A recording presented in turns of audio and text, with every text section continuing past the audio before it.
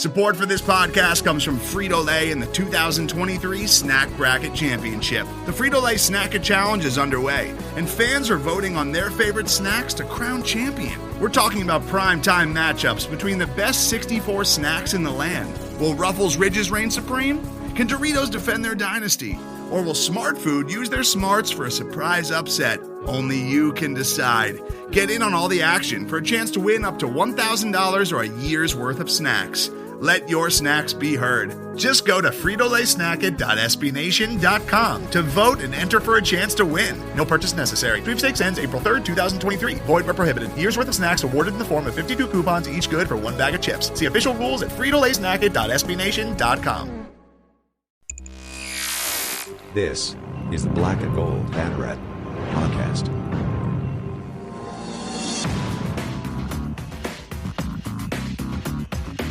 Now, here are your hosts, Jeff Sharon and Eric Lopez. Welcome to the Black and Gold Banneret Podcast. Jeff Sharon and Eric Lopez with you as we are finally putting a wrap on this eventful 2020-2021 athletic year. It ended on a pretty positive note, I would say, about Rayniah Jones at the Olympic trials. Even though she didn't make the Olympic team, what a great run she had to the semifinals. We'll talk about that in a little bit. And then the big show is coming up after that. Eric and I will go through our nominees for the Bannies, the Black and Gold Banneret Awards for the year. A weird year it was in terms of passing out these awards for sure. But we'll have them up there for you. It's going to be a pretty long show, so bear with us on this. But this will be a fun show that we'll do. Now, we're going to do the nominations for this show. And then during the week, you, the fan, will have the opportunity to vote. And then each member of the staff has one vote. And then whoever wins the fan poll gets one vote. All right? So that's how we're going to do this. Anyway, but first, Rayniah Jones, wow. Stayed in Eugene, Oregon. Stuck around for the Olympic trials, which she qualified for earlier in the year, and made quite an impression, I think, on everybody. Coming in second in her first round heat with a personal best, and then finishing although she came up short in the semifinals, she finished fifth, but still a remarkable week. For this young lady, got highlighted a little bit on NBC Sports during the trials, which was nice to see. Otto Bolden was talking about UCF and Rayniah Jones, and that's never a bad thing. And joining us now to talk about that is the guy who was following it race by race. He previewed the track and field trials for us last week, and here he's to give us a review of Rayniah's performance. Bryson Turner is joining us here on the Black and Gold Banneret Podcast. What's up, Bryson? Hey, Jeff. How you doing? I just wanted to, and yeah, you basically nailed right on the head with that introduction. Rayniah Jones, she is the moment right now. I am, even though she did not make the final, I will say that it was still close. I think she easily could have, but I think Night Nation has a lot to be proud of with her. Well, she finished only what was it? 1264 was the qualifying. Was the top qualifier? Was it 1260? That's right. 1265 was the was the eighth best time, and she finished with a 1268 in the semis. But I want to go back to the first round in the 100-meter hurdles. She got off to a pretty good start. We were thinking, wow, this could be pretty good. She had the fifth fastest time in the first round of 12:64, which was a personal best, actually nearly beating her school record of 12.73 by one full tenth of a second. She finished officially it was 12.631. Which had her tied up with Anna Cockrell of USC, who was in fourth, and we were thinking, wow, this might be the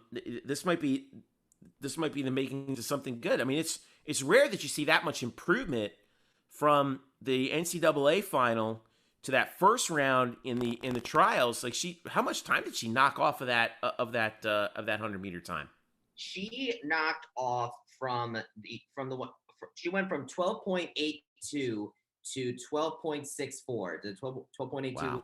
her time so nearly 0.2 of a second in a couple weeks. Yes, and then the other big thing is that Anna Cockrell had a bit of a fall off, because if memory serves, she ran, I believe, a 12.58 in the championship.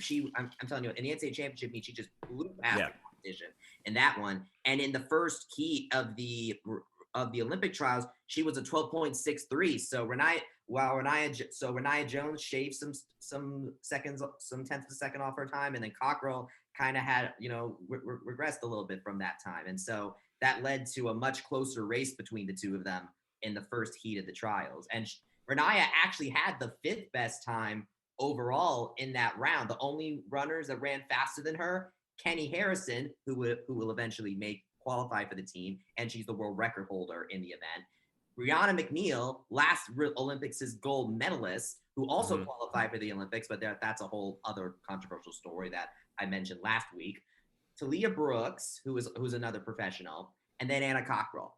After that, Rayniah. Yeah, and she basically, and remember, it's even though Anna Cockrell had the advantage, they were basically tied at that point. But because the finish was so close, it was 1/1000th of a second separating the two of them. Then we get to the semifinals, and that's where kind of reality sort of set in. It looked like Rayniah kind of didn't get off to as good of a start as she did in the first round in that semifinal race. She finishes at a 12.68. Nonetheless, that's 3/100ths of a second shy of making the final, because let's not forget the results were from the two semifinals, and this was the same for the first round. The top 3 finishers in each of those races automatically get a pass to the final, and then they took the top 2 remaining times from everybody else to fill out those spots. So she ended up coming up just short of Aaliyah Armstrong and Tajirika Robinson in terms of getting a spot in the final, which was a real bummer. That semifinal was a really close race, wasn't it? Yes, indeed. I was watching, and I saw her that we're falling behind a little bit, and I'm like, oh man, she's gonna have to make it on fastest time by that point. Yeah. And when I tell you, I was just heartbroken a little bit when I saw the rankings and I saw that she came up just short, especially to the fact. Now, don't get me wrong, I'm proud of Aaliyah Armstrong and Tajirika Robinson for qualifying, but it stings a little bit when you look at the qualifiers and Rayniah ran faster than them in the last one, and then they managed to best her in this one. I mean, all the props in the world go to Aaliyah Armstrong and Tajirika Robinson for rising to the occasion, but it certainly stings a little bit. To put it in perspective, when you look at the final, Kenny Harrison won the final with a 12.47. Brianna McNeil and Christina Clemens also make the Olympic team with a 12.51 and a 12.52, respectively. Anna Cockrell finished in 5th in the final at 12.58. So if Rayniah had matched her personal best of 12.63 in the final, that would have tied her for 6th, to give you an impression of what the professionals are really doing. And Eric Lopez, you had mentioned to us before that that's what the pros in track and field do. They kind of preserve their energy, know what they have to do, how they have to do it, and then when they get the final, that's when they hit the afterburners. Yeah, that's the ones that have been around the block, that know what it takes, in these big events around the world. They know when to turn it on that extra gear. They're not going to go all out in that first heat. They know that they can coast as long as they advance. They don't care if they win the heat. They just want to advance to the next round. You don't want to pull. Whereas, if you're a college kid, like you're a freshman, like Rayniah, you don't know any better. You got to run hard. You just keep up. Yeah. And I think you saw that in the semifinal when the pros turn it. That's why we have we have the best in the world. That's what makes the Olympics so fascinating, unique, is that there's that extra gear. Usain Bolt was the master of it. Obviously, he's no longer racing, but he would run a certain number in the heat, and then next thing you know, in the final, boom, he just blows by everybody. Everybody's like, whoa. So that's the story. And I think for Rayniah, look, it's a great experience, great learning curve for her.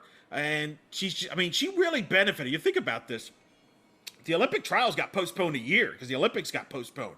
Exactly. If the Olympics didn't get postponed, if they would have run last year, she might not even have had an opportunity to be a part of the Olympic trials. Instead, now, because it got pushed back a year, she has an opportunity. She qualifies for the Olympic trials. And if everything goes well and she stays healthy and everything like that, she'll probably get a second opportunity to try to qualify for the Olympics for 24 in Paris. Right. It's a big win. It's not like she has to now wait 4 years. It's 3 years, and she'll learn from this experience, and she'll be better off for it here moving forward. In a way, I was just going to say, and ask you that too, Bryson, as we get ready to wrap on this, is, she's got to be thrilled with having that experience. And I think if you're the UCF coaching staff, you got to be pretty thrilled with it too. No, I mean, she got that experience on this level, racing against, people like Kenny Harrison, like Brianna McNeil, and seeing how they approach every race. It's so much to learn. You can learn so much from them as a 19-year-old, redshirt freshman, and that's exactly what Rayniah had to do. So I mean, she's got, and she was pretty positive about the whole experience afterwards, wasn't she? She was. I remember when Eric Lopez talked to her. I watched the video after the NCAA championship. She even said, like, look, if I make the Olympic team, then that's great. If I don't, then I'm grateful for the experience. And I believe her in that regard. Having getting to go into the Olympic trials that young is amazing experience for her. And I think that it's a good indication of the future for college track and field. I mean, looking at Aaliyah Armstrong, who's a sophomore for LSU, and Rayniah together, I am very interested to see what the future collegiate seasons hold for both of these young women in the 100-meter. Keep this in mind. She got to spend the week up there in Eugene, so she knows she's hanging out against the best of the best. You don't think you're going to learn some things from being around the best for a week? And that's 2 weeks that she got to spend in Eugene, which is normally where the NCAA championships go on anyway. So a lot of experience, a lot of valuable things I think she gathered. She's very bright. I guarantee you she took a lot of notes and will certainly use that experience to her advantage moving forward. And I think, if I'm not mistaken, the World Championships are going to be held in Eugene, I think, in a year or two as well, if I'm not mistaken. The best times in her college career as well. 12.64 in the first round and 12.68 in the semifinals. Those are the two fastest times of her collegiate career. If you're looking at her personal best, I mean, she went from and I mentioned this on Twitter, but I want to emphasize this again because as a freshman, it's huge. She went from a 13.36 to start the season to a personal best of 12.64 in about 3 months. About almost a 0.7 of a second difference in just 3 months. She's a freshman. Yeah, she's just a freshman. The World Championships in 2022 will be held in Eugene, Oregon, by the way, on that very same track. So, well, and again, I think what those numbers tell you is she was not afraid of the moment, the spotlight. She rose to the occasion. She just lost to the best athletes in the world. I know. And hurdles in particular, women's hurdles this year was stacked. Yeah, absolutely stacked. So that's the thing is she can handle the bright lights. She can handle the spotlight. I think she's done very well. Has been huge for UCF. The attention they've gotten. I was pleased. I was proud of Knight Nation on social media for not getting on Otto Bolden for calling UCF Central Florida. I'm very proud of him. Otto said he mentioned Rayniah. Remember what he said? He said Rayniah Jones from UCF, and then he said Central Florida, kind of clarifying for people who weren't sure what UCF was. Smart by Otto, right? So I was really happy about that. By the way, if Eric DeSalvo recorded that, I would use that all the time. That accent was phenomenal. Love the accent for UCF. But yeah, no, I agree. And that's the way to do it. And I think it was well handled and it was good attention. And I know some people are like, well, they didn't talk about her that much. Well, first of all, when you're trying to figure out the Olympics, you're going to focus on the ones that are likely to be on the Olympic team, and things like that. And what year, Bryson? Do you know what year Cockrell is from USC? Because that's a little rivalry there, Cockrell and Rayniah Jones. Rayniah finishing second behind her in that heat, and of course, obviously in the NCAA championships, not second, she finished top 3, but then in the NCAA championships, Cockrell from USC. Cockrell is a senior this year. Well, maybe they'll reminisce down the road. 2024. I say that they meet back up in 2024. There you go. Bryson's got his plane ticket ready for 24. But let's not forget. I think the one you're thinking about is Tonea Marshall was also a senior too. So I mean, think about that. She was racing in front of all against seniors. She's racing a bunch of women, man. And Anna Cockrell and Tonea Marshall. Just to give you an idea, how Anna Cockrell, the NCAA champion out of USC, finished in 5th, and she was more than a tenth of a second behind the champion Kenny Harrison. And she lost her head coach to Georgia, Carol Smith-Gilbert, former UCF head coach. So that shows you how good the competition was. All right, last thing before we go, Bryson, one more former UCF athlete still out there, Anne-Marie Blaney. When is she racing in the 10,000 meters? Anne-Marie Blaney. She's going to be racing at 6:44 p.m. local time, so that'll be 9:44 p.m. our time, and NBC is going to be covering the trials starting at 9 p.m. that evening. Now, I don't expect them, of course, to cover the whole race from beginning to end, because it's a long race and there's a lot of other events to cover. But if you want to I imagine they're going to keep up with it. Yeah. Usually, what I've been seeing was, and I saw this when I was watching the swimming trials, is they use those sort of long distance events as a time to interview people and also to catch up on field events, and let's show you some highlights of this or that, and let's check in on the race, and here's what's going on with this and that. I think it's pretty interesting how they use that time in terms of the telecast. But Anne-Marie, what do we think? I know she had a top 10 time of the year this year, or a top 15 time, I believe. I think she had the 13th fastest time in the 10K. But what do we think about her chances right now? I think she's going to have to run a really good race in order to get onto the team, isn't she? Yes, I would pretty much say so. She has the fastest qualifying time for that event, if I recall correctly, is Elise something. Here it is. Elise Craney, who qualified with a 30:47.42. And then right behind her, you have Carissa Schweizer, both of them coming from Bowerman Track Club. They're hovering at around the 30:47, 30:48 mark. And Blaney's qualifying time was a 32:03.79, and she ran that only a little over a month ago, May 14th. So and to give you a perspective on that, the Olympic standard is 31:25. And the Olympic trials record, all right, the U.S. Olympic trials meet record is 31:09. So those are some really fast times that Anne-Marie is going to have to compete against. Never say never, but that's going to be a big uphill climb. Yes, she will also be competing against Emily Infeld and Marielle Hall, who were the two Americans that ran in the 10,000 meters in Rio in 2016. Infeld finished in 11th and Hall finished in 33rd. Wow. So that'll give you an indication for it. But like I said, one more UCF athlete we can take a look at, and that's the women's 10K. Now I'm looking at it says here, local time for the women's 10K final is 1 p.m. That's 4 p.m. Eastern time on Saturday. Is that right? It says on the 26th, it says the time is 6:44 p.m. local time. Okay. 1,000-meter women final, and that's local time, 6:44 p.m. local time, which means it's going to be 9:44 p.m. our time. Oh, okay. All right. We'll be taking a look at that and following along, as I know you will, Bryson, as well. It's Bryson Turner on Twitter, following along with us on that. Bryson, thank you so much for all the hard work that you did this week following track and field. You have one more race to go, and then we can start planning for the 2021-2022 season. How about that? Yes, I'm very excited to be spending a full season with you guys this time. All right. Bryson Turner, thank you so much. When we get back, time to talk a little nominations for the Bannies of 2021.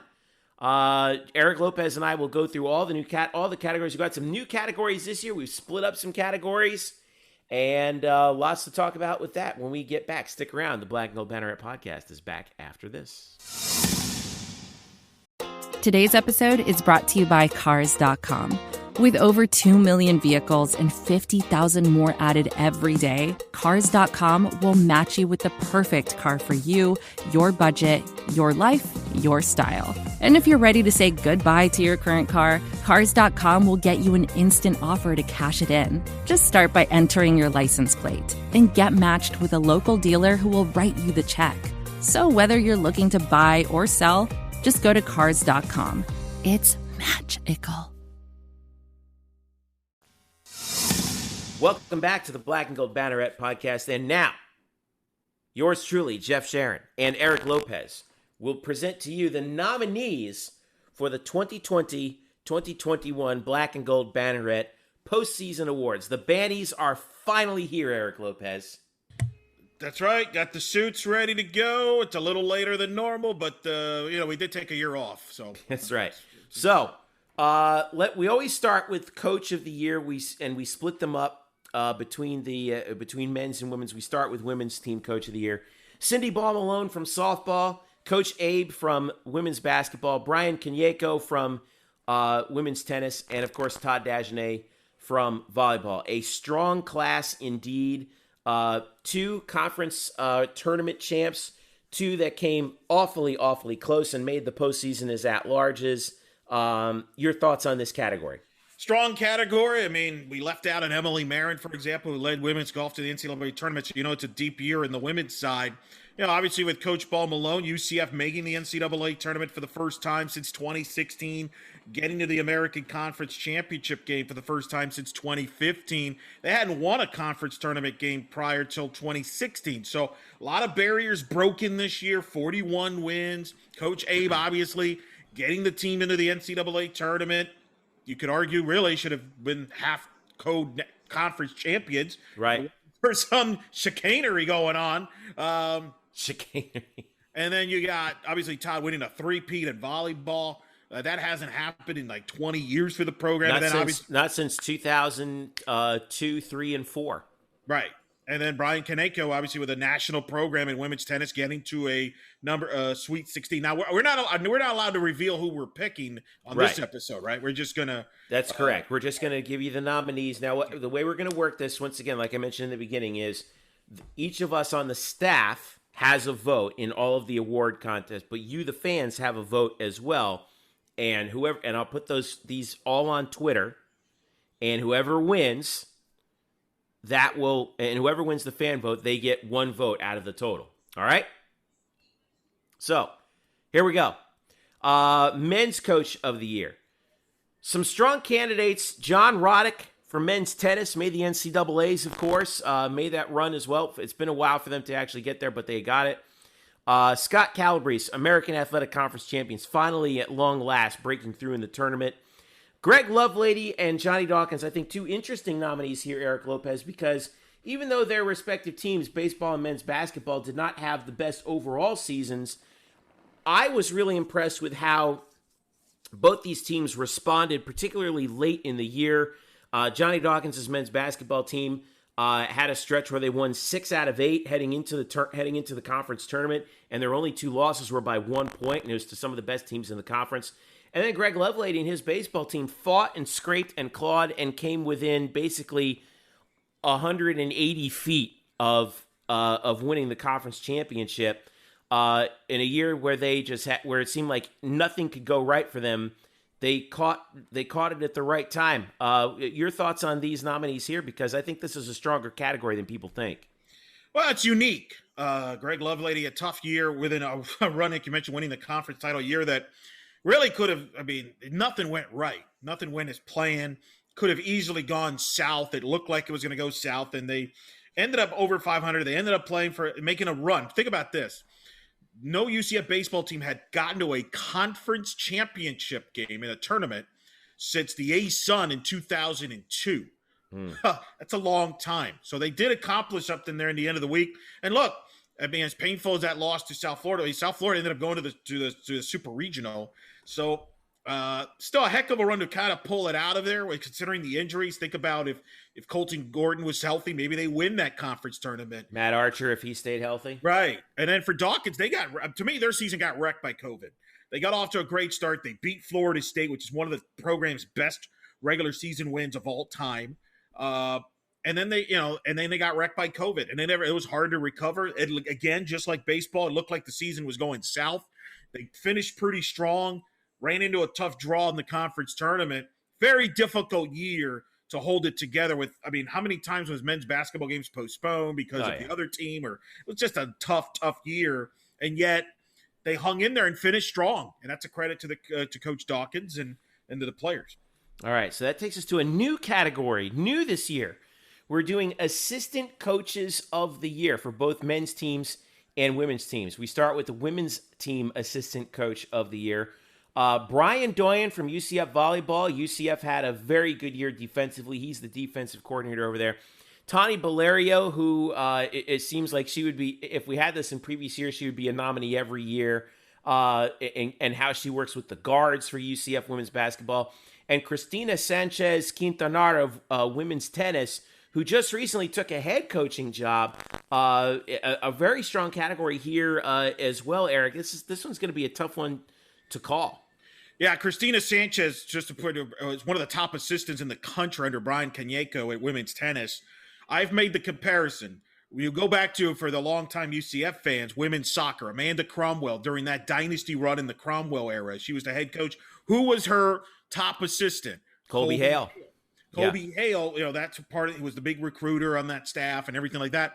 He ends up getting a head coaching job at Arkansas and has done very well. They've been a perennial NCAA tournament team, have won the SEC. So he's turning. This is the same parallel here. Obviously, what Brian has done here with women's tennis speaks for itself. But you got Christina, who's been a national assistant award winner.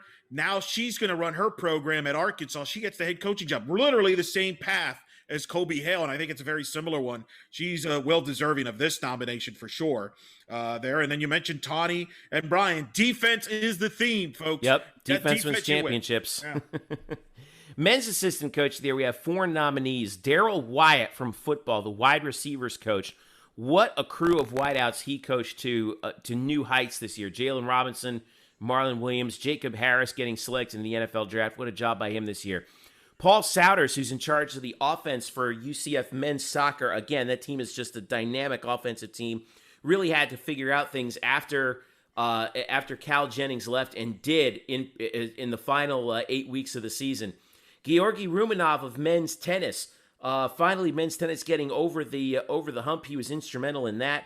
And Chris Konopka of men's soccer. He's the goalkeepers coach. What a job he did, not just with Yannick Ertl, but also his backup when Yannick was hurt. UCF managed to stay afloat during that remarkable run. So you have 2 men's soccer coaches here on the assistant coach of the year, including and it may come down to one of the 2 of them. They may end up splitting the votes. Yeah, I mean, they could split the vote, like you said, but you're right. I mean, Konopka did a heck of a job with Yannick Ertl, an amazing year, but he missed a couple of matches, as you mentioned, with the injuries. So Matt Douglas had to be brought in, and Matt Douglas got him a big win against Memphis, which started their win streak that went all the way to the conference tournament and turned their season around. So he did a heck of a job there on the men's side. Then Daryl Wyatt, you're right. I mean, you look at the positives for UCF football, was the wide receiving and the production, Marlon Williams, among others. And it all came with Daryl Wyatt, who's back. I mean, he was the one guy that was on the previous staff that returned, is now on the Gus staff. And so I think he's one of the bright spots on that football program from the previous staff into the current staff. Yeah. All right. Now, the way we did this is we asked the staff for the nominees, and there were a few categories where basically we were unanimous in our nomination of who would win a particular award. And the first such instance is in the Comeback Athlete of the Year category. And basically this is the winner. It's going to be Nala Turner of women's soccer, backup goalkeeper who overcame cancer and non-Hodgkin's lymphoma, and managed to make her way back onto UCF's roster. Finished her career with a start on senior day. What a remarkable story, and the trials and tribulations, not just physically but mentally, that she had to get through just to come back. Just a remarkable story. If you haven't seen it yet, you need to know about it. Nala Turner is our comeback athlete of the year. Pretty remarkable story. Says it all. Sometimes it's more about just beyond on the field, just to get on the field during a pandemic. That was a pretty amazing moment there when she's starting at goalkeeper in the last match of the season for them. That's pretty inspirational. Yeah. All right, so we go to breakout athletes of the year, and again we split this up into men's and women's categories. We'll start with the women. Narissa Moravec of volleyball, who in her senior year became an all-conference performer.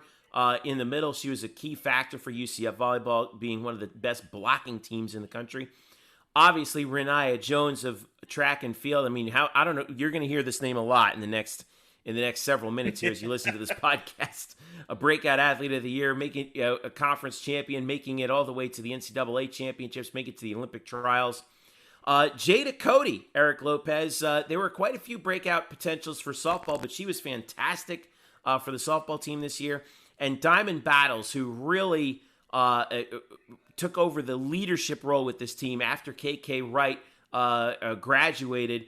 Diamond really became the heart and soul of this women's basketball team. Once again, this is going to be a tough call between these four athletes and the jobs that they did this year. No doubt. I mean, Jada Cody, I'll speak on her behalf. Obviously, starting third, caught as well. The big clutch walk-off homer against Houston in conference play, first team all-conference. The Florida game, which everybody talks about, that classic Florida game at UCF, it was her that tied the game up with the double in that game that set up the walk-off home run. It was a clutch hit. She's a clutch player. I think she's their best all-around player. I think she's part of the face of this program moving forward for years to come. And I think Diamond's the face of the women's basketball program, literally with her facial expressions and intensity and her leadership. And obviously everybody remembers how that ended, unfortunately. But the good news is I'm hearing that her recovery is going well from her serious injury, and they expect her to be back here for this upcoming year. That's great news. That's excellent news. Men's breakout athlete of the year, we had some good ones. Marlon Williams for football, who was all over the place as a wide receiver. We knew how talented he was coming into the season, but boy, did he outpace expectations. Johnny Travail made it to the NCAA championships as an individual for UCF men's golf. Josh Crouch, who I thought was so instrumental this year for UCF baseball, not just defensively behind the dish, but also offensively, had so many clutch hits for UCF, especially an amazing American tournament. And of course, Gabe DeCamps, who for men's tennis really was the straw that stirred the drink, and worked himself into being one of the best tennis players in the country. He's got a good professional career ahead of him, doesn't he, Eric? He does. No men's tennis player went as deep in an NCAA tournament singles championship like he did. He got to the quarterfinals, top 10 finish, player of the year, player rankings award. Obviously led the men's team to the conference championship, into the NCAA tournament, got a national seed. Just a superstar player. We'll be hearing his name again in this podcast there. And let's go through Johnny Travelli making the NCAA for men's golf, representing them in the individual awards. A heck of a year for him as well. But DeCamps, obviously the stud, could go down as the greatest tennis player in the history of UCF. All right. Senior of the Year, men's and women's. We used to call this the Senior Leadership of the Year award, but we're going to call this the Men's and Women's Senior of the Year. We'll start with the women. Aaliyah White, who, again, UCF's all-time leader in wins. Her career finishes with during a remarkable stretch for UCF. She got to see the postseason finally. Rebecca Stolmar of tennis, who is so key for that team, making winning another conference championship, making the NCAAs. And then Masani Kaba from women's basketball, who, has been so steady for years and years, but then found another gear, I think, in the last half of this season to help UCF make the postseason. These are going to be some really tough ones. But I think, in our discussions with the staff, Eric, I think Aaliyah White's kind of the favorite right here, because this is sort of almost like a lifetime achievement award. But she may get a run for her money from Rebecca Stolmar, I think. Well, Stolmar made the NCAA tournament in the singles play for women's tennis, was ranked as well. She's probably going to be talking to her recently. She's going to be trying to play professionally starting this fall. Cobb's obviously run, but Aaliyah obviously set every significant pitching records. It's all hers. A great story, though. I mean, really, think about the leadership she shows. She's the face of the program. Everybody knows her story by now. Premature birth kid. Long odds to survive that. A lot of the news outlets locally and nation in the country kind of picked up on that story. And, she led them back to the NCAA tournament and continued that tradition in the torch of excellent pitching that UCF pitching is known for. It's a high-profile position, one of the most highly profile positions of all UCF athletics. And Aaliyah handled herself very well and I think gained a lot of fans for softball program. For people that don't normally watch softball because of her story. Yeah. Men's senior of the year, we had some really strong nominees in this one. Marlon Williams off the bat for football. He, in his senior year, just really broke out onto the scene.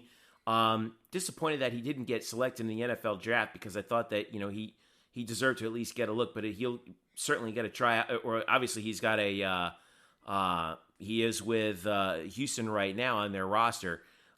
Jordan Rathbone, who was the Iron Knight in the Swords Awards and had a fantastic season for UCF all around in terms of hitting from baseball. Richie Grant, who I'm really going to miss watching him play. Just as steady a senior leader as you're ever going to find in any sport, and a joy to talk to. So happy that this week he signed his contract finally with the Atlanta Falcons. I'm hoping that he has a second round draft pick, hoping that he has a very long career there. And then, of course, Yannick Oetel of men's soccer, who was, he was, I don't think instrumental is enough of a word to describe how good he was down the stretch for men's soccer and that long winning streak that they had, culminating in a conference championship. This program became his this year after Cal Jennings graduating, and he carried that team. That performance, which we'll get into later in the conference tournament, he literally carried them to that conference championship there with his goalkeeping abilities. Incredible year. And then Richie, Jim Thorpe finalist. Yeah. It never happened in UCF before. An incredible and obviously a high draft pick, top 5, the 5th, I believe, highest draft pick in UCF athletics football history. And then Jordan Rathbone had a monster year, really, in this carry kind of kept baseball afloat with his performance. And then Marlon was on pace to have the greatest season ever by a wide receiver up until he started, obviously missed the last couple games, but he had a heck of a year as well and really stepped up. Remember when Trey Nixon got hurt, people wondered who was going to be the go-to guy for Dylan Gabriel. It turned out to be Marlon Williams. Yeah, he was truly fantastic at times this season, both in terms of his speed, his hands. I'm going to miss watching him. I'm really going to miss watching him. I'm going to miss watching them all. I know. That's true. Freshman of the year for both men's and women's. We start with the ladies. Hey, guess who's here? Rayniah Jones. I've heard of her. Track and field. We've already talked about how good she is, but she's got some competition in the track and field cross country program. Valerie Lestra from cross country. Also, Charlotte Wiley, who's the rowing freshman of the year for UCF in the American. And another track and field athlete is Shara Collins, who made it all the way to the NCAA championships in the triple jump. Eric Lopez, a lot of track and field representation here in this category. And I think it's very appropriate that it's in the freshman category. It tells you about this young program. Dana Boone starting to get her recruits in. Future is bright for track and field, and then obviously cross country, and her assistant, Coach Jackson, runs cross country. So he's a big part of the success of Valerie Lestra, who was the freshman of the year in the American in cross country. Rayniah obviously speaks for herself. And then Collins, you mentioned the NCAA. Charlotte Wiley was the newcomer of the year in the American in rowing. Didn't win the conference championship. She helped them be right in the mix with SMU and probably would have been to the NCAA tournament as an at-large if it wasn't for some chicanery going on from the Ivy League, who stole bids. People complain about football being like biased and some chicanery going on. Football's got nothing on rowing selection process. Oh boy, that's for another show. Yeah. Men's Freshman of the Year, we have 4 really good nominees here as well. Luca Dorado from men's soccer, who scored both of UCF's non-shootout goals in the American tournament. We were worried about who would be the scoring threat for men's soccer after Cal Jennings left, and I think they found the guy in Luca Dorado, especially late. Matt Lee, the center from Florida, from football rather, what a story he was. Everyone remembers the Highway 88 that he had against ECU with all the false start penalties, but he recovered from that very nicely to become an all-conference performer, filling the shoes of Jordan Johnson at the center position. Alex Freeland of baseball, of course, was clutch down the stretch for Greg Lovelady and his team coming over from Cape Coral High School. And last but not least, Isaiah Adams, who the talent level that you see from him on the basketball floor is just it just seems like the sky's the limit with him. And we're going to see some really amazing basketball from Isaiah Adams in the coming years as he develops and grows into his body. He was an absolute joy to watch this year. We got some good stories, I think, in this category, don't we? Yeah, we do. I mean, let's start with, Isaiah Adams is, I think, they're going to be the face of men's basketball. Alex Freeland, I think, could be the face of baseball. They're both the future of their respective sports. Luca Dorado alongside Gino Vivi could be the faces of men's soccer and part of their offense. And then Matt Lee, great story, had struggled in the East Carolina game, in the Tulsa game. There were a lot of false starts for the line. I know this might surprise some of our audience. Some of you in our audience, you know who you are, kind of got a little upset with Matt Lee. Didn't really behave yourself very well on social media. Shame on you. But credit to him. He blocked all that noise out. He took ownership, and he played stellar, made all conference. And I think from a UCF fan standpoint, you feel real good about Matt Lee at center here for years to come. Yeah. We were worried about that when JJ left because he was such a rock at that center position. But Matt Lee, I think, has come along very nicely. All right, Transfer of the Year. This is a new award. Hey, listen, the transfer portal. Get used to it. I know. The transfer portal's a thing, and you know what? We're embracing it here at Black Gold Banneret because we're going to have a Transfer of the Year. So we had a unanimous nomination in Alicia Lewis on the women's side for women's basketball. She really emerged as an excellent scorer, an excellent shooter. Down the stretch, in particular in the regular season, she was almost unstoppable. And as she went, so did women's basketball this year. So she's the winner for the women's transfer of the year coming over from Syracuse. Men's transfer of the year, we have 3 nominees. First one is CJ Walker for men's basketball. By the way, our hearts go out to CJ and his family about the loss of his cousin just recently. That was out there on the news. We're happy that CJ's okay, but we know that he and his family are really mourning right now, and we wanted to tell, and hopefully they're listening when we say that we love CJ and we hope that we know that this is a hard time for him and his family, but our hearts are with him and his. He's one of our nominees for men's transfer of the year after coming over from Oregon. We saw just the raw talent. He's the best rebounder I've ever seen in a UCF uniform, Eric. It is an absolute blast to watch him work in the post. Jalen Robinson, the wide receiver who transferred over from Oklahoma, was the second leading receiver, and everyone is expecting him to have a massive year this year for UCF football as Coach Gus Malzahn gets his hands on him. And then one more guy from basketball, Darius Perry, who it was clear with this team that when he was on the floor, this was a team that was a lot more organized as that transfer from Louisville was so key, especially down the stretch. I thought that he was able to keep this team sort of on an even keel, and that's sort of what you want from one of those super senior grad transfers. He was fantastic. So 2 basketball players and a football player here, Eric. Yeah, I mean, Darius Perry, really stepped up his game there, was the go, in running the offense, the point guard, very important position. CJ, obviously, you mentioned inside, and Jalen, obviously, could be the number 1 receiver going into this season, depending on how you believe. So, look, transfer, like you mentioned, it's going to be a big part of it, every program. It's going to be something that this category is only going to grow now in the years to come. Yeah, we're only diving into it now. This is going to be a lot more difficult to judge in the future. There's no doubt about that, I think.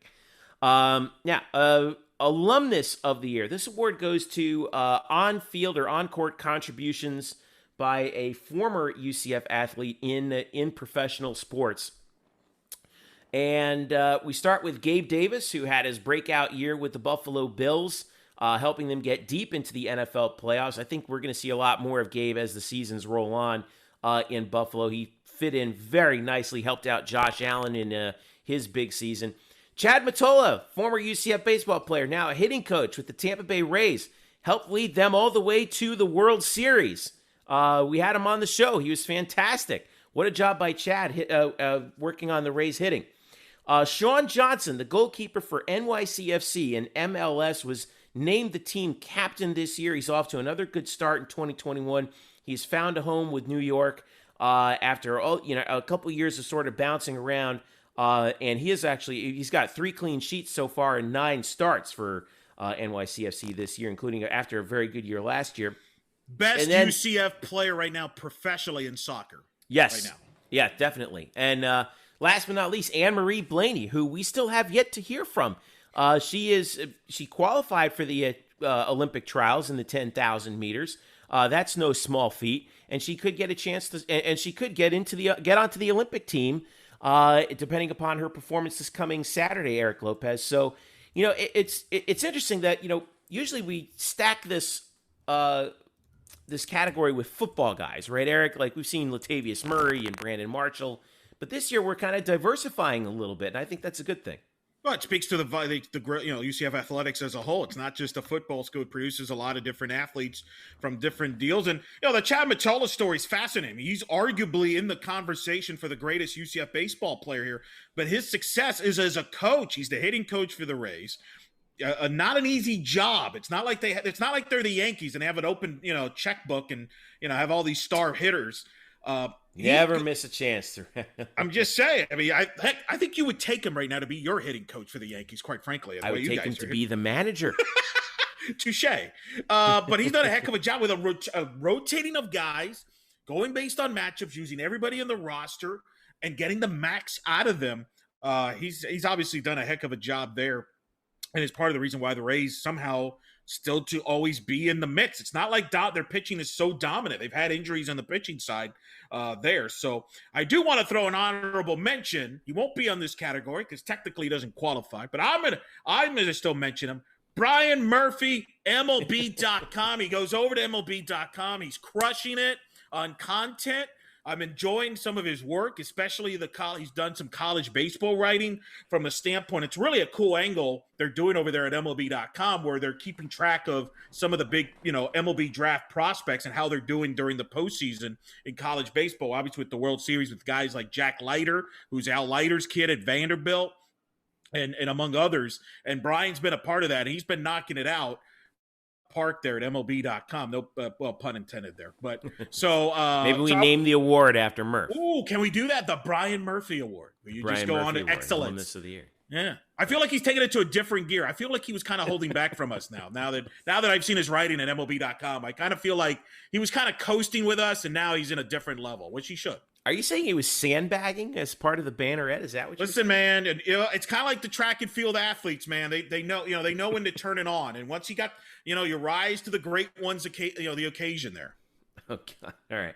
We get to, here's what we're going to do real quick. We're going to take a quick break. When we get back, we're going to have some team awards and then, of course, the male and female athlete of the year awards. So make sure you read Brian's work in the meantime and then come back. Yeah. Yes. All right. Don't go away. We'll be right back. This is Black and Gold Banneret Podcast. Welcome back to the Black and Gold Banneret Podcast. It is our 2021 Bannies nominees. We move to the team awards. We'll come back to some individuals in a little bit, but we'll go to the team awards here. We got a couple more new categories, but these are some of the older categories they've been working out. First one's going to be the game of the year, a single game, a single event that really stood out. Men's soccer's semifinal in the American Championships against SMU. Eric, I was at that game. It was drama like you couldn't believe. 3 straight years playing SMU on that field. 2 years coming up short, and finally UCF breaks through. A game that was tied 1-1 went to PKs, and UCF wins 4-3 in dramatic fashion to peel the SMU monkey off their backs on their home field and get to the final against Tulsa, which they would eventually win 1-0. Softball against Florida, a wild back and forth game with a ranked team, big crowd, as big as we could have, and then to top it all off, a walk-off winner. Walk-off home run by Carissa Ornelas to beat the number 5 team in the country. 8-6 was the final. One of the wildest games you'll ever see. Maybe the best game that you've ever done. Is that right? Yeah, I think it's the best game I've ever called. It's the best game I've ever seen in person. With just the twists and turns of that game. I mean, we could spend hours talking about that game. It's one of the best all-around exciting games. And remember, that week was the first time UCF had just ended up to 50% capacity. So we had an atmosphere. We had football players there. We had a ton of different people there. And to beat Florida and a walk-off and a big win there, and an ESPN Plus national platform, it was phenomenal. I had enjoyed it, calling the game with Francesca Ney, who's a former Gator great. And then it was just a lot. Both coaches, obviously, chess match, knowing each other very well. Cindy Ball Malone, Tim Walton had coached together in the USA under 19. And it was just wild. Had a little bit of everything. It was an incredible moment. 2 others. How about baseball going up to number 1 Ole Miss and beating them 3-2 in the first of 3? UCF would win 2 out of 3 against the Rebels when they were number 1 in the country. But that first game with Colton Gordon throwing that 7 innings, David Litchfield getting the save, that 3-2 game with Josh Crouch and Jordan Rathbone getting those 2 home runs, I think was in the 7th inning, was just such a huge win for UCF baseball, and really, and at the time, really had us excited about what was coming in what ended up being a bit of a topsy-turvy regular season, but still a true highlight for that team. And then, of course, men's basketball going up to Florida State early in the season, 3rd game of the year, and beating the number 15 ranked Seminoles 86-74 on a 32-point performance by Brandon Mahan. And then Isaiah Adams, who was kind of his coming out party, he had 22 points, and Darren Green hit 6 threes for 20 points of his own. And UCF scoring 52 points in the second half to beat the Seminoles in the Tucker Center, Eric Lopez. That was an amazing game to watch. It was Saturday night. I'll never forget it. It was on the ACC network. So that second half was wild. Brandon Mahan was playing out of his mind. Probably my favorite night shift episode we've done to this point was me and Murph right after that game. We were like beside ourselves. We were like, this is incredible. This is amazing. This team is all, every people that know Murph, he hates jumping to conclusions and overreacting to one game. But we did it anyway. We got caught up in it, and it was an amazing game. I think it's the best regular season win, arguably, in the Johnny Dawkins era. Maybe one of the greatest regular season wins in the program history, to beat a really good Florida State team with another future lottery pick in Scotty Barnes. Will probably be with the Orlando Magic coming in this upcoming draft. Who knows? But a Seminole team that was a Sweet 16 team as well into this tournament. I don't remember. Did they make the Elite Eight? But regardless, they're really good. And to go there, and they snapped Florida State's long win streak at home. I mean, they built a good home court advantage there at the Tucker Center, and UCF just was lights out. Yeah. Second half of the ages in that game. All right, so those are our Game of the Year nominees. How about Play of the Year, an individual play? We got 4 of them for you. First one, Luca Dorado's game-winning golazo in the American Championship. It was an early goal, but it was a fantastic one from 35 yards out to give UCF a 1-0 lead that they would not relinquish. Eric Lopez, we got to have a softball play in there. And, of course, we did the game-ending double play in the first game of the tournament against Auburn.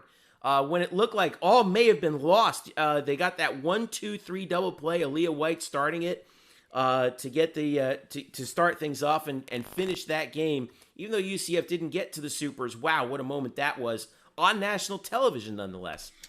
On ESPN2, it's actually the second most watched UCF softball game on cable television. You can read that on blackandgoldbanneret.com if you check that out. G-plug. They look lost. Auburn, 2 bases loaded, 1 out. How are they going to get out of it? It was a tremendous double play turn. It's the best. It's the most memorable UCF defensive play in postseason history, maybe in the history of the 20 years now of this program. How about a play from football? And I know everyone wants to forget that Memphis game, but there's one play that we just can't forget, and that was a new school record. Ryan O'Keefe's 93-yard touchdown reception from Dylan Gabriel. That catch and run it's a school record. I mean, it's a school record for the longest play in history. You got to have that in there. And then, of course, Rayniah Jones, a school record 12.73 in the 100-meter hurdles in the Knights Invitational event that out of the blue qualified her for the U.S. Olympic trials. Wow, what a moment that was. It was certainly shocking in a good way. One of the most shocking plays. It's a coming out party. Track and field doesn't get a lot of attention in college, but when she made that, people took notice. They were like, wait a minute, what? Who is this kid? And boy, from that point on, it would turn into the spring, if you will, late spring of Rayniah Jones that really brought a lot of attention to UCF track and field, maybe that they've never had before when you consider social media and how important it is now and her performances. But you're right, that was the coming out party. That was when she announced it's kind of like when Tiger Woods kind of did when he came out of the college and he goes, hello world, and then he just tore up the tour. It was almost, that was Rayniah Jones saying, hello UCF world, here I am, and hello track and field world with that run. What a moment that was for her. Now, another category, moment of the year. All right, first nominee is going to be men's soccer finally getting over the hump and winning the American tournament.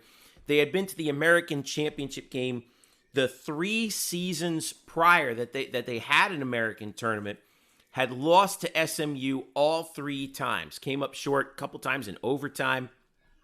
Finally, they break through on the home pitch, beat SMU in the semifinal, and then beat Tulsa 1-0 in a final. I mean, that semifinal was spectacular. The final, you could see that they were still just kind of barely hanging on after that long game against SMU. But finally, UCF breaks through on the home field and wins the American in men's soccer for the first time since the A Sundays.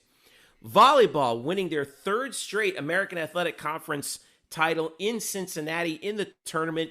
You know, they had their season delayed to the spring because of COVID, but still came out guns a-blazing. They had got a couple of challenges, especially from along the way, but managed to gut through up in Cincinnati and win that 3rd consecutive American title. It's the first time UCF has won 3 straight American Athletic Conference titles in volleyball since the A Sundays back under Meg Collado. Women's basketball in their season finale on senior day, blowing out USF to all but clinch an at-large NCAA bid. It was right after they had lost to USF in Tampa, and USF had clinched the conference regular season championship. Remember that? But they came back later that same week in Orlando and just take it to the Bulls and clinch an NCAA, well, they didn't clinch an NCAA bid, but it basically solidified their opportunity as an at-large, beating the number 1 team in the conference and a ranked team nonetheless. And then, of course, Eric, we mentioned it before, Carissa Ornelas' walk-off home run against Florida to beat the number 5 Gators 8-6 at the softball complex, capping off an unreal night for UCF softball. I'll never forget. I still get asked about that game. I still get asked about that call.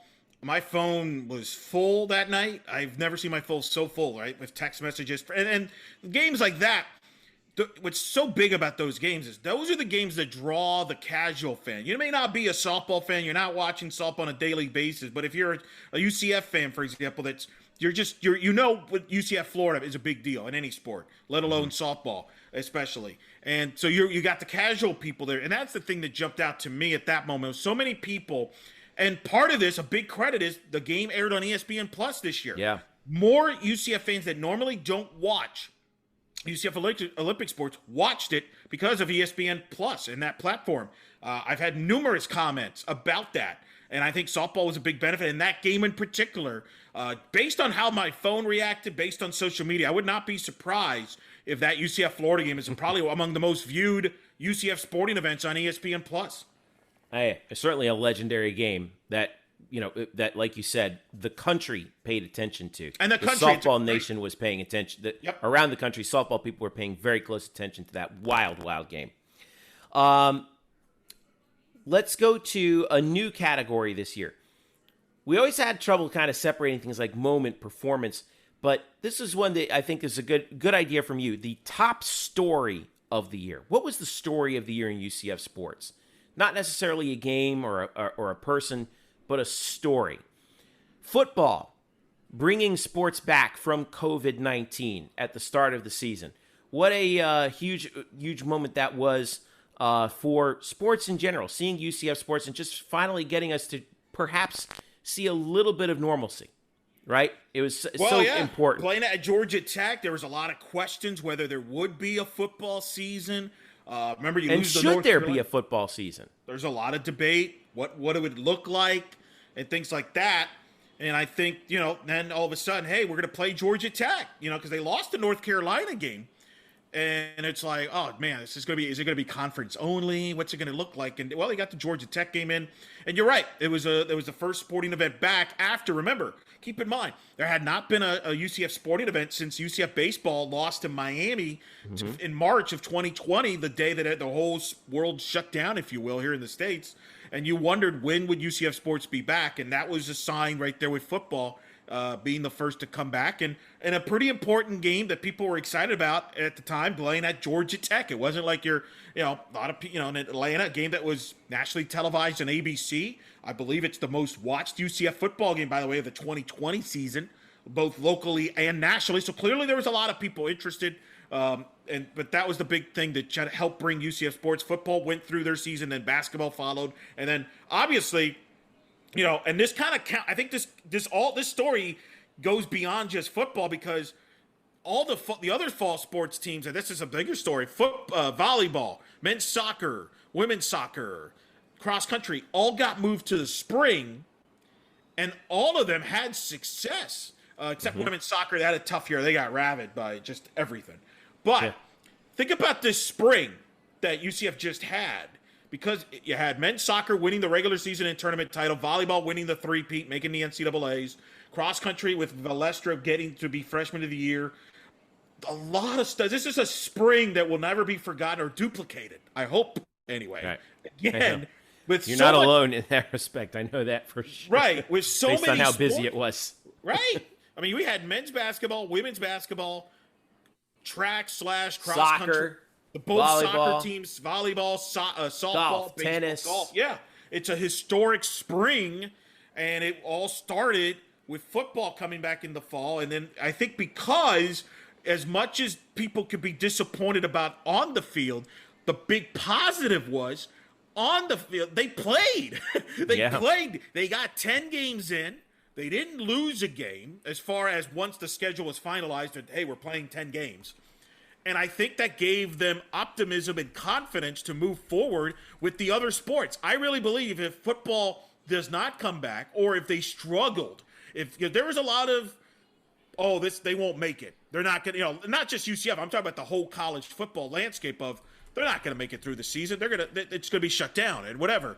And the fact they got it through, it wasn't pretty. I will be the first. And obviously, there was the limited attendance, and in some other places, they didn't even allow fans. But I think that paved the way for the other sports. And I think when you look at the spring for UCF, it's one of the most successful springs in the history of UCF athletics. And a lot of that is credit to football able to kind of be that first test, kind of like that first person to tap their foot in the water, if you will, and showing how it's done. I've spoken to many coaches in different sports, how football, a lot of people learned a lot of things from football going through it as far as what they can do and cannot do. Right. So we were really kind of walking on the moon at that point and figuring out how was this going to look when sports came back, and football coming back, I think really did pave the way and brought back some of that morale, I think, that we desperately needed coming off of what was a horrible 2020 for everybody.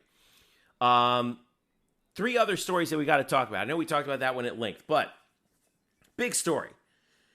Danny White and Josh Heupel both leaving for Tennessee and then being replaced by Terry Mohajir and Gus Malzahn, respectively.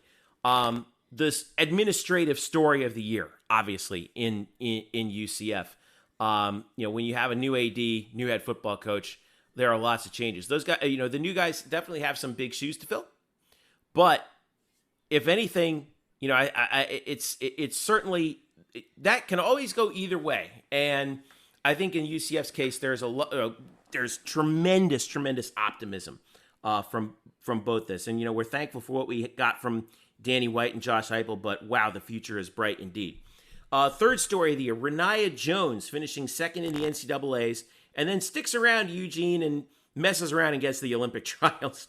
What a 2 weeks it was for Rayniah, her national coming out party, and just following her as she made her way to the semifinals of the Olympic trials.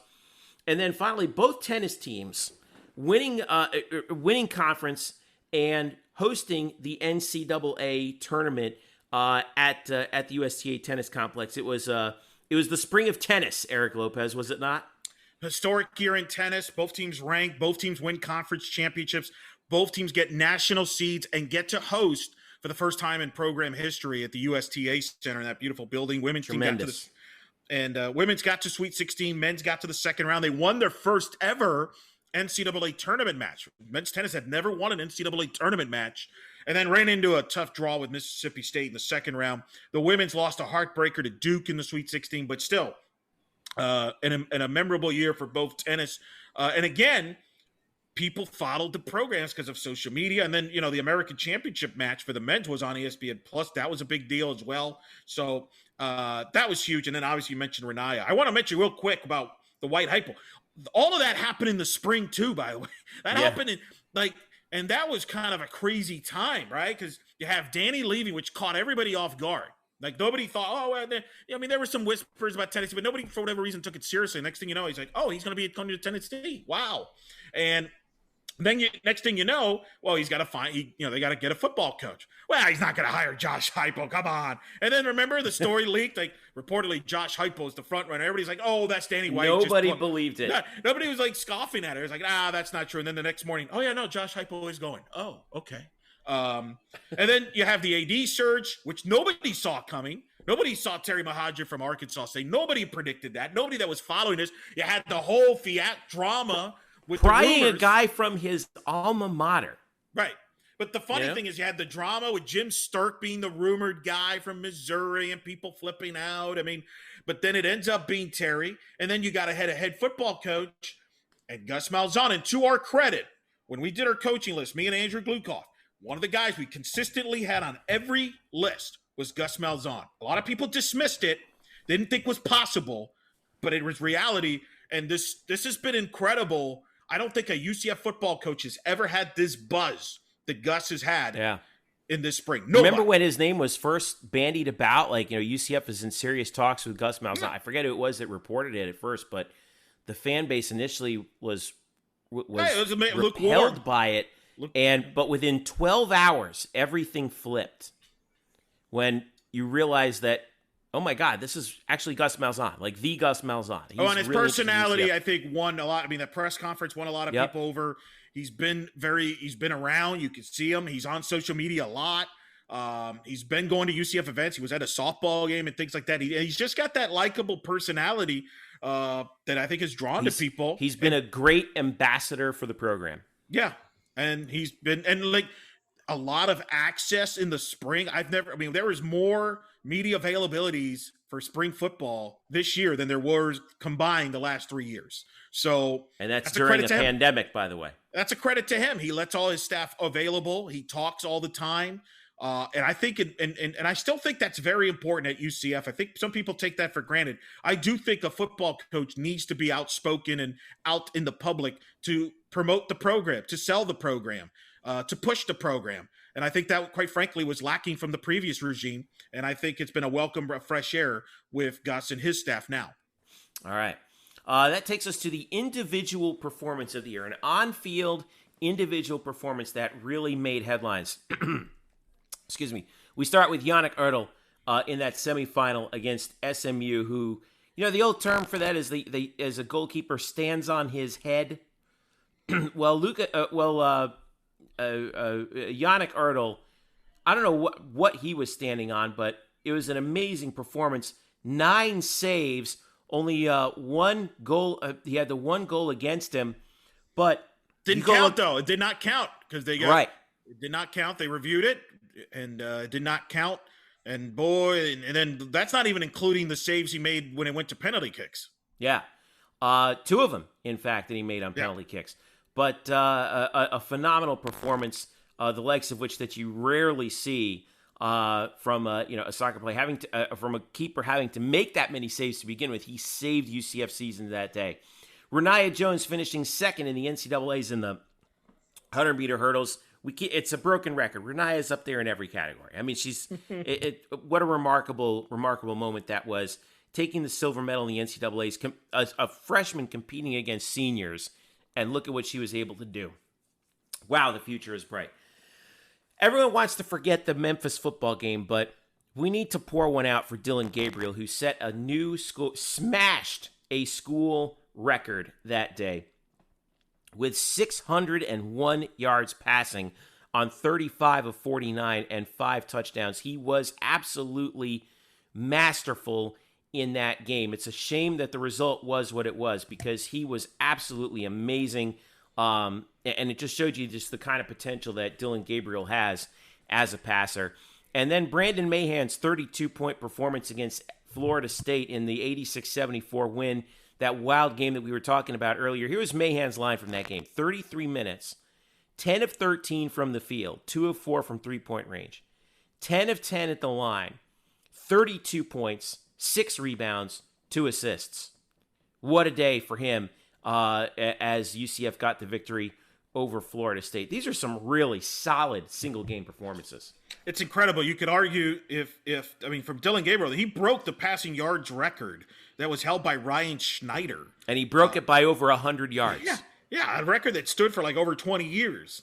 And he broke it, and you can argue they're a kick away. If they win that game with a kick, maybe that's regarded as maybe the greatest quarterback performance in a single game by any UCF quarterback. Yannick took his deal. He's a 3-time Goalkeeper of the Year award winner, and yet that match was a signature moment. That's a signature match. That's the match that really put him now. When you look at his resume, 3-time Goalkeeper of the Year, 2-time now a conference tournament champion, 2-time NCAA tournament at Sweet 16 appearances, multiple conference championships. He is now probably right there as the second greatest goalkeeper in UCF soccer history, behind Winston DuBose, who's in the Florida Sports Hall of Fame and the UCF Athletics Hall of Fame. Yannick Erdo has risen with this year he's had, and in particular that SMU match, following that up with winning the Tulsa match. He's now right there with DuBose as far as the greatest goalkeepers in UCF soccer history. And then Brandon Mahan, that was a game. It's one of the great performances for a UCF basketball player on the road against Florida State. His signature game to this point, to the point where his expectations kind of went super high now. People were disappointed like later in the year when he would only score like 14 or 16, you know? That's right. All right, so that takes us to the keynote awards for Male and Female Athlete of the Year and Men's and Women's Team of the Year. Let's start with Female Athlete of the Year. McKenna Melville of UCF Volleyball. Again, Player of the Year in the conference.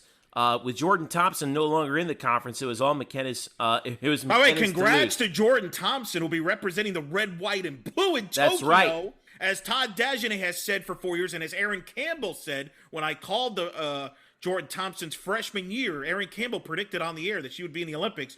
Todd Dagenet's been saying that for 4 years.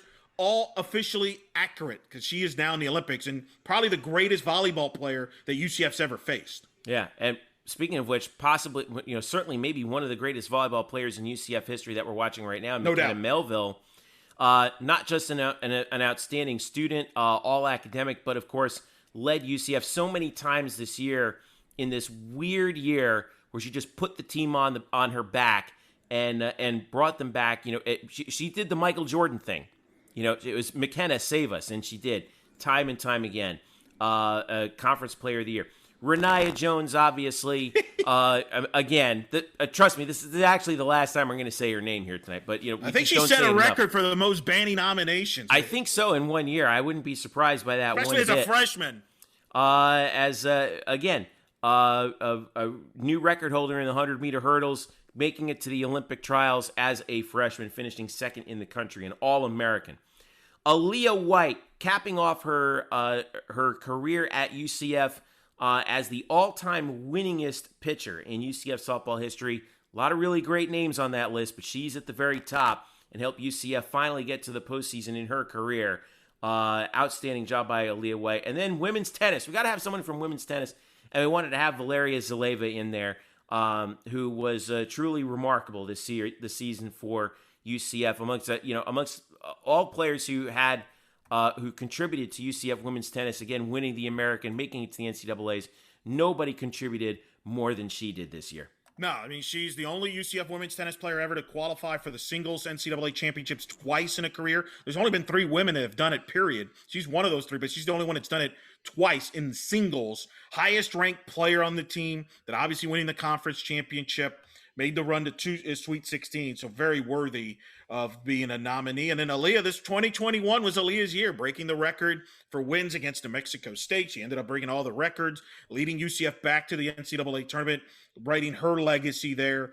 And then Rayniah and McKenna, obviously some years. And I think McKenna, and we'll get into this more our next episode when we talk about not only we announce the winners, but as we look ahead to some of the bigger stories in the fall, I think McKenna Melville's at the top of the list as far as top stories in the fall, considering the expectations for the team for her. She's going to break, if she's healthy, she will be one of 6 women in the history of that program to have over 1,000 kills and over 1,000 digs, has a chance to be a 4-time honor, at least a 4-time honorable mention All-American. No UCF volleyball player has ever done that. So we'll get into that more next week, but this year was pretty darn good for her as well.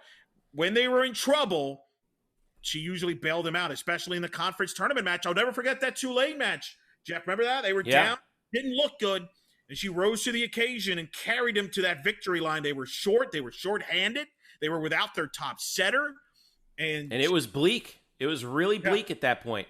And remember, because the way the tournament was set up this year, if they don't win the conference tournament, I don't think they make the NCAAs. You're right. And she rose to the occasion and got them back to win that match at 5, and then obviously dominated Temple. She has owned Temple in her entire career, and rightfully so, as you mentioned, with Jordan Thompson-Adderley wins Player of the Year in the American, joining Delana Sarton as the only UCF players to win American Conference Player of the Year, and she'll probably be the favorites to do it twice, which no UCF player has ever done. Right. Male Athlete of the Year, 4 solid nominees.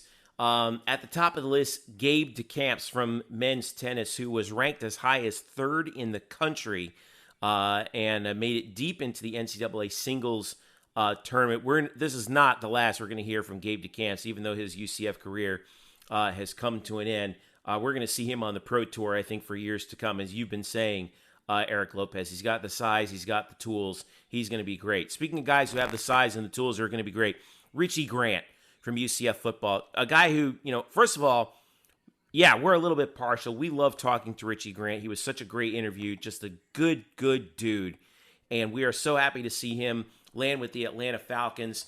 He should be playing for a long time on Sundays. He is an NFL-level safety, and again, a fantastic year for UCF, keeping that defense together, even at times when it looked dark. Boy, he was all over. He was always around the ball. Nobody played better on defense than Richie Grant did. Jordan Rathbone, who really broke out this year for UCF baseball, and we had a bunch of guys who were who could have come out from UCF baseball, but Rathbone, I think, was the most consistent contributor for UCF out there, especially with the bat. And then Johnny Travail from men's golf, who attended the NCAA regionals. It wasn't, the best year in the world for UCF men's golf, but he was really a highlight.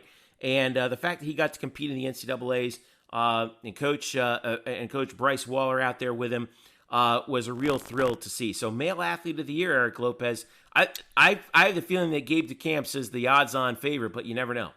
I want to also make sure so John Roddick doesn't have a heart attack if he's listening to the show. DeCamps technically has a year left eligibility. He could come back. So that's true. Let's not write him to the pros just yet. Feel free to come back, Gabe. Well, Lopez, you're the one who's always talking about how we're going to see him at the French and at Wimbledon sometime soon. It just doesn't have to be. Doesn't mean he can't still play college. He can still stick around. We'll see.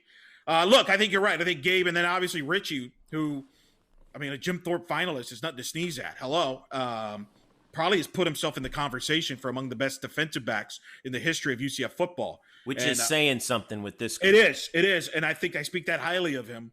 So I think obviously football being a more popular sport, it wouldn't surprise me if the fan vote went that direction, but obviously the camp speaks for itself. I think it's going to be, my guess is it's going to be one of those two, but you never know, as like you said.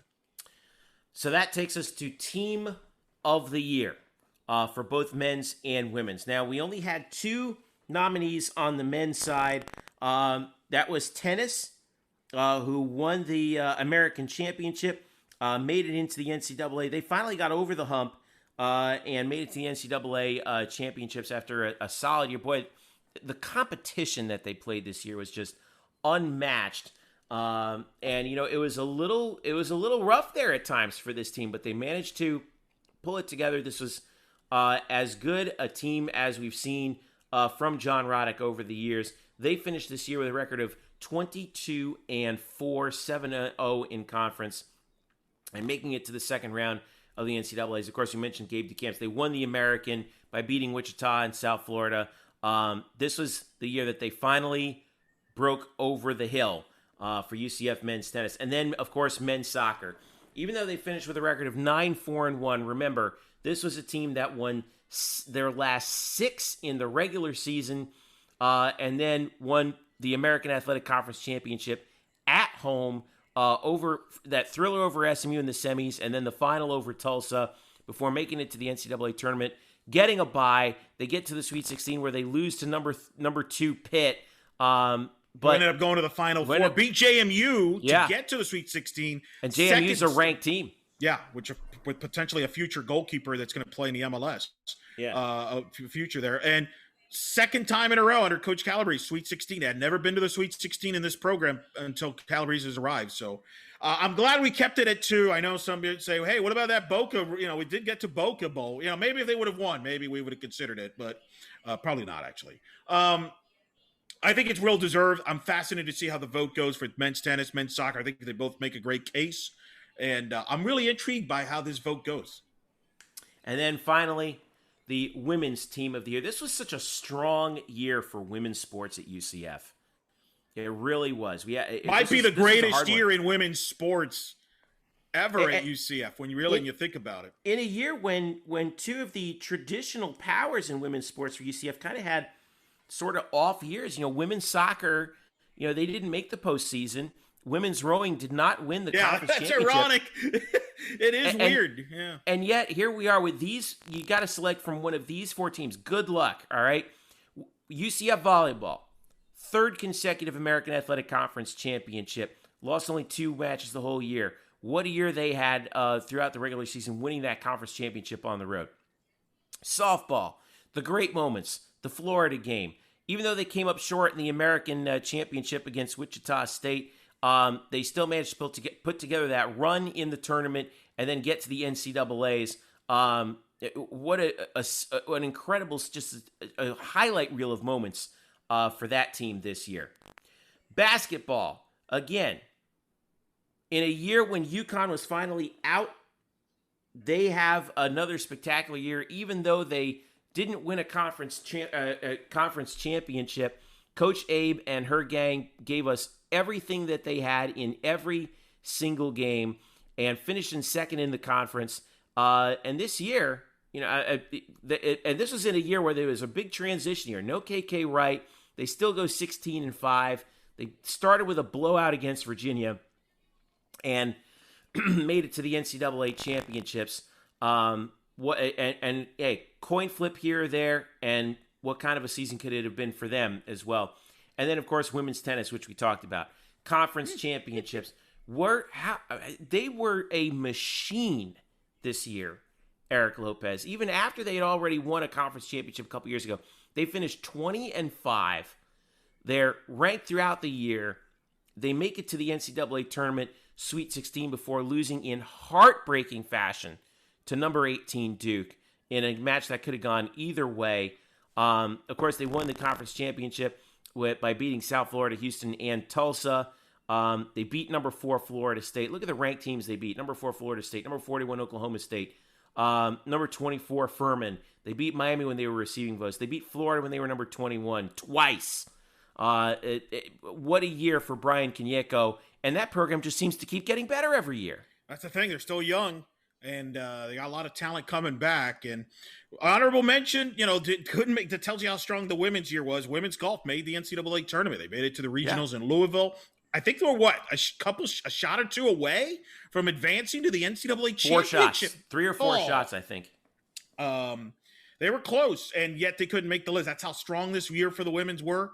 And quite frankly, outperformed the men. If we're really being honest here, the women outperformed the men. The men, just, you could argue from that standpoint, did not have a strong year. The women dominated the men's sports. And you're right. What's so ironic is the two of the flagship ones that usually are perennial NCAA. Women's soccer had a rough year, young roster, injuries, and a short season, and was just nothing. Anything that could go wrong. Never really got their feet underneath them. No, and it went south. I mean, it was kind of like they were the women's version of baseball, because baseball, everything went wrong. It was the same thing with soccer, and then rowing lost to a really good SMU team. SMU was top 12 in the country. To credit to UCF that SMU has gotten better, because everybody's getting better. They're trying to catch up to UCF. But UCF probably should have been to the tournament, but there was some chicanery going on because the Ivy League in rowing is like the SEC in football. So they got benefit of the doubt, even though they weren't supposed to be participating in sports in the spring.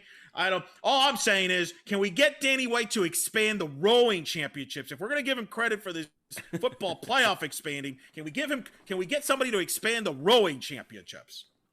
This is going to be a tough vote, man. I don't know. I withhold my votes. But again, each of us. I can't wait for the voting. Now, how tell the audience, because that's the part I'm looking for. I missed doing this last year.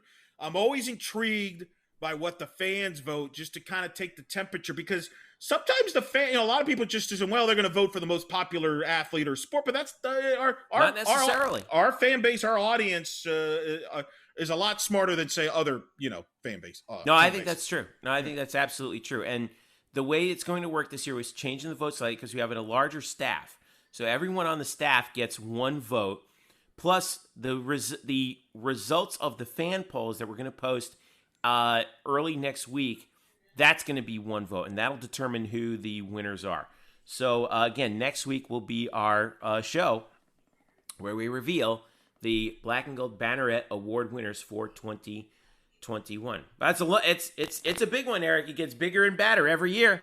I'm just glad we have it back. We didn't have it last year because it was just such a downer with everything that happened with COVID. It just would not have felt right to do one in a half a year where the spring sports basically couldn't finish. So I'm just happy we have it back, because that means we had a year of sports, and it's good. I've missed this award. I've always enjoyed, among all the episodes we do, this is usually the two that I enjoy since we started doing this, is the Bannies, the nominations, just kind of recap all the athletes and teams and stories, and seeing what the fans think and what our staff thinks. And next week, there'll be a lot of yelling and arguments back and forth depending on the results and why either somebody should have won or didn't win. I know. It's going to be a blast. So be sure you listen into that. Subscribe to our podcast if you don't already. I almost said iTunes, but no, Apple Podcasts now, of course. And of course, if you're a Android user, you can subscribe to us on Spotify as well. So next week we'll have the Banneret Awards show. You can follow us individually at Jeff_Sharon and Eric Lopez Elo. Our thanks to Bryson Turner. It's Bryson Turner on Twitter for giving us the latest on track and field. And, of course, you can follow us at UCF_Banneret on Twitter. blackandgoldbanneret.com is where you can find all of our latest content. And don't forget to subscribe to the nightly newsletter. It's back. I've been doing it for the last week. All the latest news from the day in UCF sports in your inbox in the morning, including, if I can stay awake, the link to this podcast once we get it up and running on the server. So, Eric Lopez, this has been a blast, man, once again. It is always a pleasure, and look forward. Hopefully people tune out and vote, and look forward to seeing what the results will be. And we'll probably have a few other of the staff next week, and we'll just yell and argue at each other. Excellent, which is always what you guys want to subscribe to. So for Eric Lopez, I'm Jeff Sharon saying thank you so much for listening. This has been the Black and Gold Banneret Podcast. Don't forget to vote for the Bannies. We'll catch you next week.